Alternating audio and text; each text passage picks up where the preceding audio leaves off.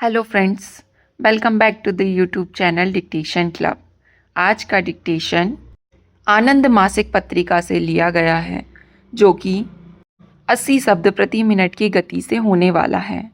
अगर आपको इसकी पीडीएफ अलग से चाहिए तो नीचे डिस्क्रिप्शन बॉक्स से आप टेलीग्राम ज्वाइन कर सकते हैं, वहाँ आपको इसकी पीडीएफ मिल जाएगी।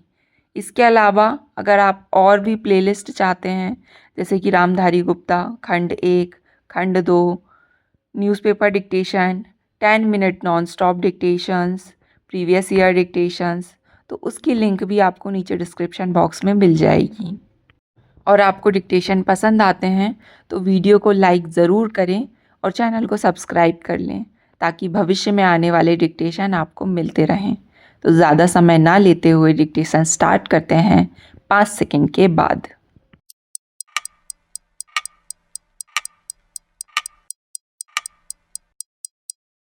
स्टार्ट। महोदय, हमारे संविधान निर्माताओं ने इतिहास, देश की संस्कृति तथा देश के लोगों की सुविधा को ही ध्यान में रखकर हिंदी को राजभाषा का स्थान दिया था। इस भावना की अभिव्यक्ति प्रधानमंत्री पंडित जवाहरलाल नेहरू ने 30 जुलाई 1956 को संसद में की थी।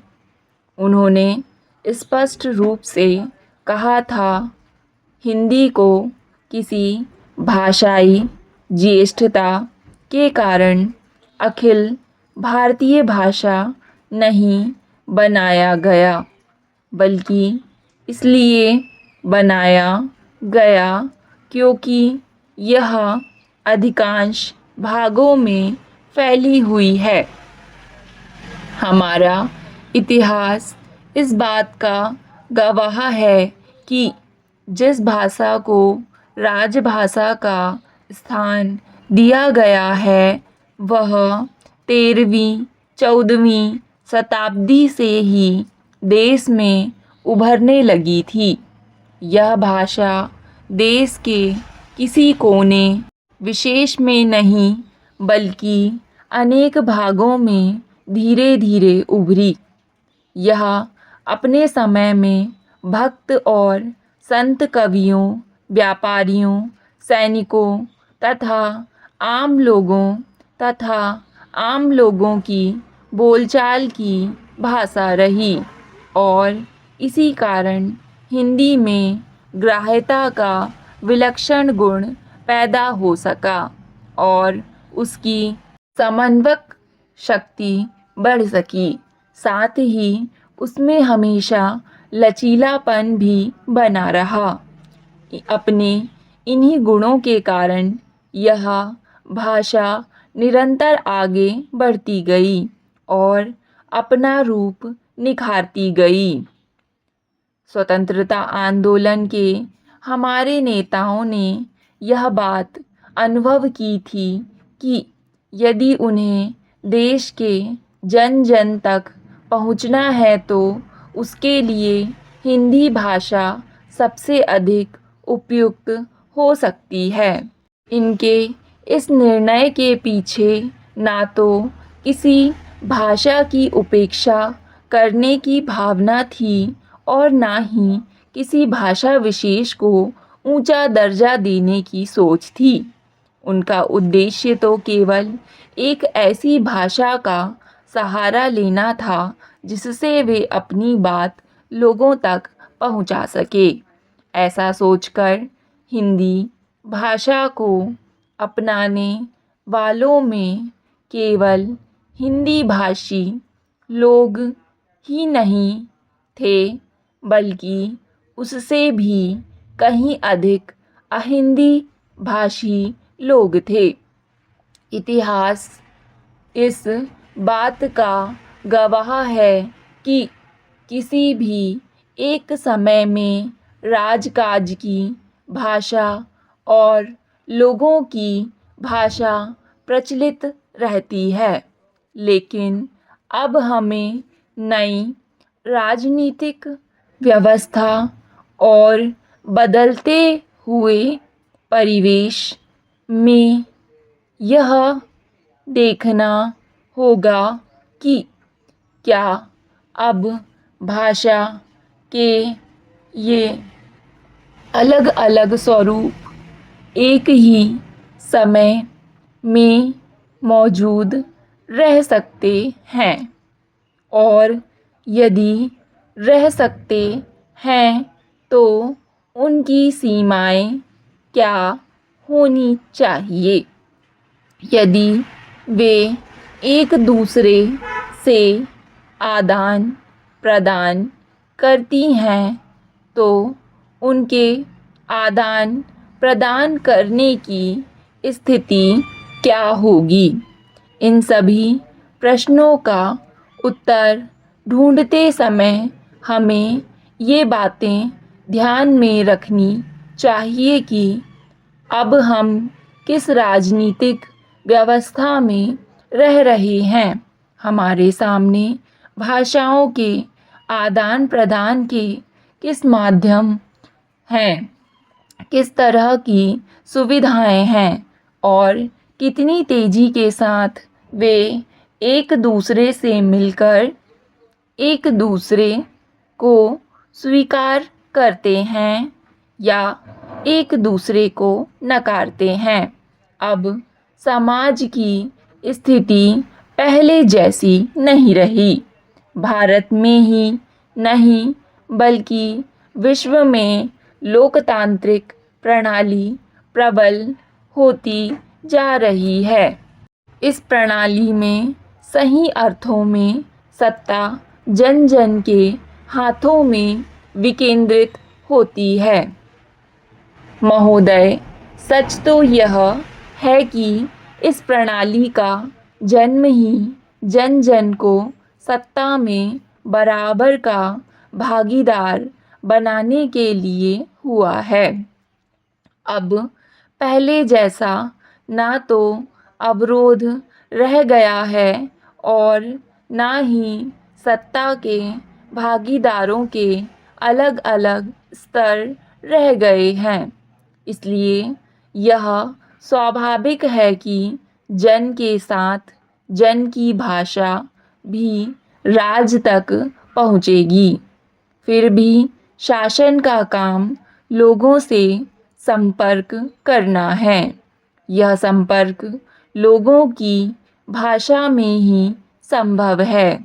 इसके कारण राजभाषा और जनभाषा में निश्चित रूप से बहुत शीघ्रता के साथ अंतर संबंध स्थापित होंगे और वे एक दूसरे को प्रभावित भी करेंगे।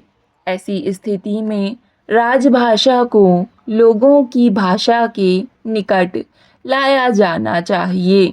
लोकतांत्रिक प्रणाली में तो राजभाषा जन जन के लिए होती है।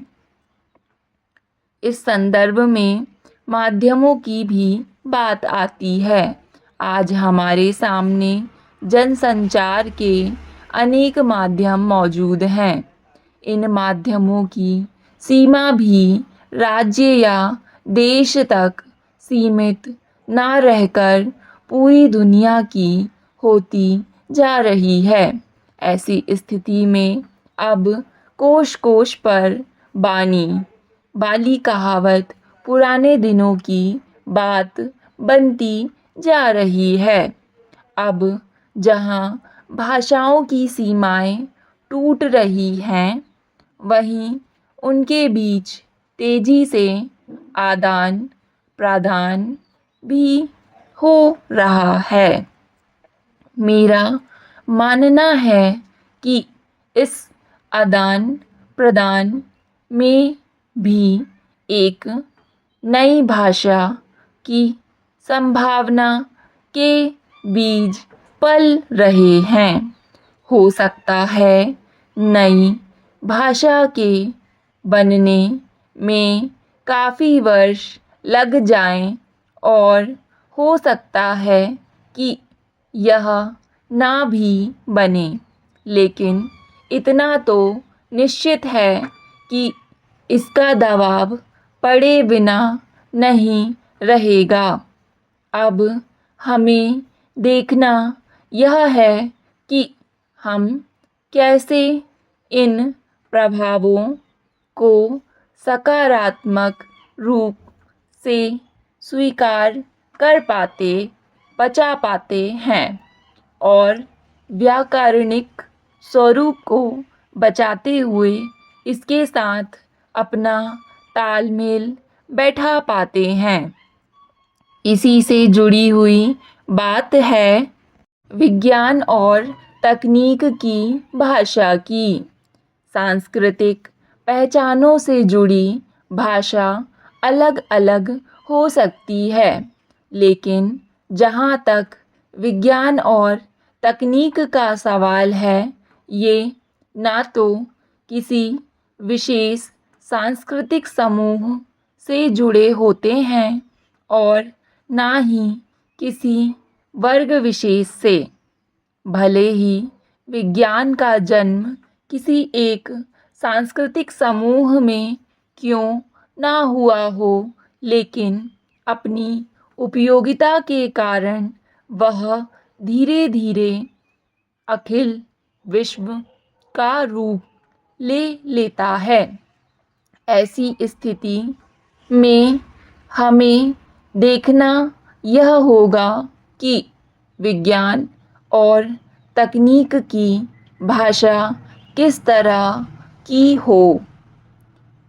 मुझे लगता है कि विज्ञान और तकनीक की भाषा तैयार करने में हमें अपेक्षाकृत अधिक उदारता से काम लेना चाहिए, क्योंकि एक ओर तो उसके सामने विदेशी शब्दावली है और दूसरी ओर उसके सामने अपने देश के लोग हैं, उनकी जन भाषाएं हैं।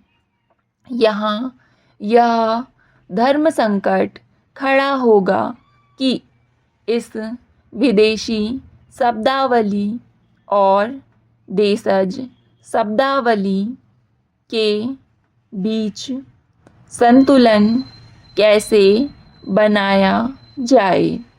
निश्चित रूप से यह काम सरल नहीं है, क्योंकि हमारी भाषाएं पूर्णतः समर्थ भाषाएं हैं। उनके पास विज्ञान की सशक्त विरासत भी है। स्टॉप।